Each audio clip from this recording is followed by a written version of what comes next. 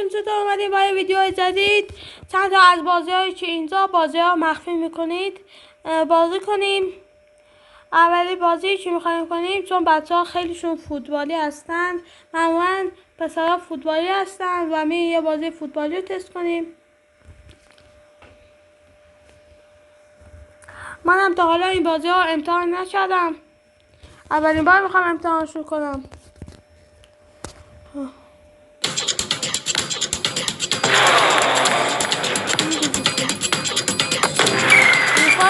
چه باحاله. آها به عشق بچه‌ها باختم. چه بازی خوبه، هیجانیه. هر چقدر دست بیشتر بزایی بیشتر میکنه تو اول آروم میکنم. آها ایوای. خب بریم یه بازی دیگه تست کنیم. این بازی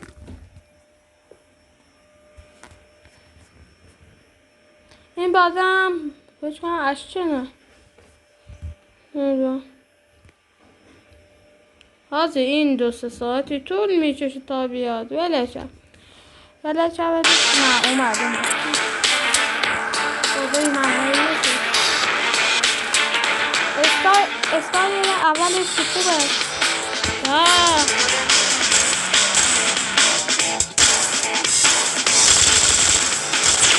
بد نیست حاجی، خیلی خوبه.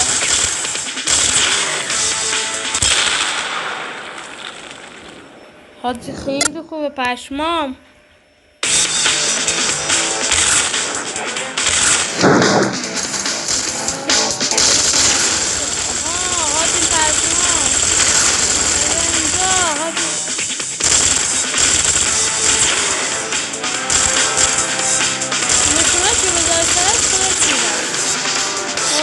یه بازی دیگه هم امتحان کنیم. زود بیان که بتونیم بازی تعداد زیادی رو امتحان کنیم. خب میریم این بازی. اینو بچه ها خواسته بودم واسهتون امتحان کنم. یکی از بچه ها خواسته بودم واسهتون امتحان کنم. خب در کشور یا این منطقه خب میگی این بازی رو نمیتونی در دسترس انجام بدی یا در دسترس نیست.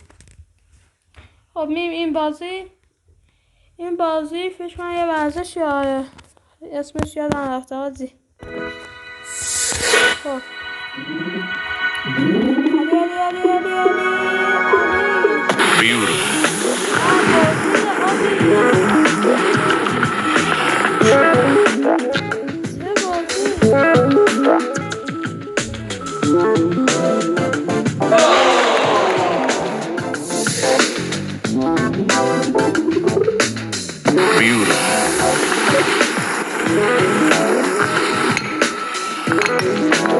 حاجی چه حرکتی پشمام. حاجی برنده شدم، داداشتون لطفانه. خب یه بازی دیگه واسه تون تست کنم.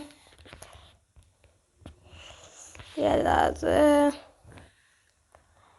خب اینا واسه تون تست کنم. این بازی هم بد نیست. من بیشتر وقتا که بیکارم همین بازی میکنم. خیلی دوستش دارم حاجی. حتما تستش کنم.